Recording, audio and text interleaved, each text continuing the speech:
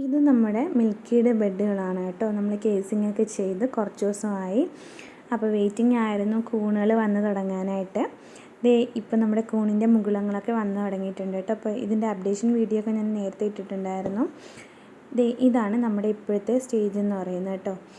അപ്പോൾ ഇന്നൊരു ഏകദേശം 7 ദിവസമൊക്കെ ആയി നമ്മൾ കേസിംഗ് കഴിഞ്ഞിട്ട്. ഇത്രത്തോളം വന്നിട്ടുണ്ട് നമ്മുടെ കൂണുകൾ. ഇതിനകത്ത് നിൽക്കുന്ന ചെറിയ മുട്ടുകളില്ലേ, അതെല്ലാം കൂണായിട്ട് വരണമെന്നില്ല കേട്ടോ. നമുക്ക് ഹാർവസ്റ്റിന് വേണ്ടിയിട്ട് അത്രയും എണ്ണം കിട്ടണമെന്നില്ല. കുറച്ചൊക്കെ പാഴിപ്പോകും കേട്ടോ. അപ്പോൾ അത് നമ്മളെടുത്ത് കളയാറൊക്കെയാണ് ചെയ്യാറുള്ളത്. എങ്ങനെയാണ് ഈ ചീത്തയായിട്ടുള്ള കൂണുകളെയൊക്കെ നമ്മൾ എടുത്ത് മാറ്റുന്നതെന്നുള്ള കാര്യങ്ങളൊക്കെ ഞാൻ തുടർന്നുള്ള വീഡിയോയിൽ അപ്ഡേറ്റ് ചെയ്യാം കേട്ടോ. അപ്പോൾ ഞാൻ തുടക്കത്തിലേ പറഞ്ഞിട്ടുണ്ടായിരുന്നു, ഞാനും ഈ ഒരു ഫീൽഡിലെ തുടക്കക്കാരിയാണ് കേട്ടോ. അപ്പോൾ അത്യാവശ്യം എനിക്കറിയാവുന്ന അറിവുകളാണ് ഞാൻ ഈ വീഡിയോയിലൂടെ ഷെയർ ചെയ്യുന്നത്. ഇതിനകത്ത് നമുക്ക് വന്നിട്ടുള്ളതിൽ ഏകദേശം ഒരു ബെഡിൽ നിന്ന് ഏകദേശം 1 കിലോ വരെ നമുക്ക് കൂണ് ഹാർവെസ്റ്റ് ചെയ്യാൻ പറ്റും. അതായത് ഘട്ടം ഘട്ടമായി നമുക്കിത് ഹാർവെസ്റ്റ് ചെയ്തെടുക്കാൻ പറ്റുമെന്നാണ് പറയുന്നത് കേട്ടോ. അപ്പോൾ നമുക്ക് നോക്കാം, നമുക്ക് ഒരു ബെഡിൽ നിന്ന് എന്തോരം അളവ് കിട്ടുമെന്നുള്ള കാര്യങ്ങളൊക്കെ നോക്കാം. അപ്പോൾ ഞാൻ ഒരാൾ നമ്മുടെ കവറൊക്കെ പൊട്ടിച്ചാണ് വെളിയിൽ വന്നിരിക്കുന്നത് കേട്ടോ. നമ്മൾ എയർ പോകാനായിട്ട് ഇട്ടിരുന്ന ആ ഒരു കുഞ്ഞു ഹോളുണ്ടല്ലോ, ആ ഹോൾ വഴിയാണ് ഒരു കൂൺ പുറത്ത് വന്നത് കേട്ടോ. അപ്പോൾ നമ്മുടെ കേസിംഗ് ഒക്കെ അത്യാവശ്യം ഡ്രൈ ആയിട്ടുണ്ട്. നമുക്ക് ഇനി ഇതിലേക്കൊന്ന് ലൈറ്റായിട്ട് വെള്ളം സ്പ്രേ ചെയ്താൽ മതി കേട്ടോ. അപ്പോൾ ഇതൊക്കെയാണ് നമ്മുടെ പാൽക്കൂണിൻ്റെ പുതിയ പുതിയ വിശേഷങ്ങളെന്ന് പറയുന്നത്. ഈ സൈഡിലൊക്കെ ഉണ്ട് കേട്ടോ കൂണുകൾ. അപ്പോൾ അതൊക്കെ ഞാൻ പറഞ്ഞല്ലോ, എല്ലാം നമുക്ക് കിട്ടണമെന്നില്ല, കുറച്ചൊക്കെ നമുക്ക് കിട്ടും. അപ്പോൾ ഇതിൻ്റെ വിളവെടുപ്പ് വീഡിയോ ഞാൻ ഇടാം കേട്ടോ. അപ്പോഴത്തേക്കും നമുക്കറിയാമല്ലോ, ഏകദേശം നമുക്ക് 8 ബെഡുകളാണ് നമുക്കുള്ളത്. അതിന് എത്ര കിട്ടുമെന്നൊക്കെ നമുക്കൊന്നറിയാമല്ലോ. ഈ ഒരു ചെറിയ ഓറഞ്ച് കളർ കാണുന്നില്ലേ, അത് വെള്ളത്തിൻ്റെ ഓവറാകുമ്പോൾ ഉണ്ടാവുന്നതാണ് കേട്ടോ. അപ്പോൾ ഇതിലൊക്കെ മൈസീലിയം വന്നിട്ടുണ്ട്, പക്ഷേ ഇതിനകത്ത് നമ്മുടെ കൂണ് വന്നിട്ടില്ല കേട്ടോ.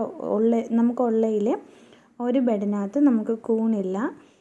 ബാക്കിയുള്ള ബെഡിൽ ആണ് നമുക്ക് കൂണിപ്പോൾ നിലവിലായിട്ട് വന്നിട്ടുള്ളത്. ഒരെണ്ണം സ്റ്റിൽ അങ്ങനെ തന്നെ ഇരിക്കുകയാണ് കേട്ടോ, ഒരു മാറ്റങ്ങളും ഇല്ലാതിരിക്കുകയാണ്. ഇതിലാണ് കേട്ടോ കൂണ് വന്നിട്ടുള്ളത്. ഞാൻ നേരത്തെ കാണിച്ചതിലാണ് കൂണ് വരാതിരിക്കുന്ന ബെഡ്. അപ്പോൾ അത് നോക്കാം, നമുക്ക് കൂണ് വരുന്നുണ്ടോ ഇല്ലേ എന്നുള്ള കാര്യങ്ങളൊക്കെ നോക്കാം. ഞാനിതിന് താഴെയായിട്ടൊക്കെ ഹോൾ ഇട്ടിട്ടുണ്ടായിരുന്നു കേട്ടോ. അപ്പോൾ ഈ ഓറഞ്ച് കളറിൽ കാണുന്ന വെള്ളമൊക്കെ അതുവഴി എക്സസ് ആകുമ്പോൾ പുറത്ത് പോവും. പിന്നെ ഇങ്ങനെ ഇരുന്ന് വെള്ളം കെട്ടി അതിനകത്ത് നിന്നാലും പ്രശ്നമാണ്, ബെഡ് ചീത്തയായി പോവും.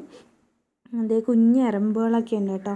നമ്മളെ കൂൺ കർഷകർക്ക് പ്രധാനമായിട്ടുള്ള ഏറ്റവും വലിയ പ്രശ്നമാണ് ഇതുപോലെ ചെറു പ്രാണികളൊക്കെ. ഇതൊക്കെ നമ്മുടെ ബെഡിനെ ബെഡിലോട്ടേക്ക് കയറുമ്പോൾ നമുക്ക് വിളവ് കുറയും. അതുപോലെ തന്നെ ബെഡ് ചീത്തയായി പോവുകയും ചെയ്യും. നമ്മുടെ ഡാർക്ക് റൂമോ അതുപോലെ തന്നെ ഹാർവെസ്റ്റിംഗ് റൂമോ ഓരോ റൂമിനകത്താണ് നമ്മൾ ചെയ്യുന്നത് കേട്ടോ. നമ്മൾ ഡാർക്ക് റൂമായിട്ട് ഇതുപോലൊരു ക്ലോത്തിനകത്ത് കവർ ചെയ്താണ് നമ്മൾ കൂണിൻ്റെ ബെഡുകൾ സൂക്ഷിക്കുന്നത് കേട്ടോ. അപ്പം ഇതിനകത്ത് വായു സഞ്ചാരം കുറവാണ് ഈ ഒരു റൂമിനകത്ത്. നമുക്കിനി അതിൻ്റെ വെൻറ്റിലേഷൻ, അതായത് ജനലൊക്കെ ഒന്ന് ഓപ്പൺ ചെയ്ത് മാറ്റണം. നമ്മൾ കൂണ് കുറച്ച്, അതായത് കേസിങ് കഴിഞ്ഞ് കഴിഞ്ഞാൽ നമ്മൾ വായു സഞ്ചാരമുള്ള സ്ഥലത്തേക്കാണ് മാറ്റേണ്ടത് കേട്ടോ. പക്ഷേ എൻ്റെത് ഇപ്പോഴും നമ്മൾ ഈ ഒരു അടഞ്ഞ റൂമിനകത്ത് തന്നെയാണ് ഇരിക്കുന്നത്.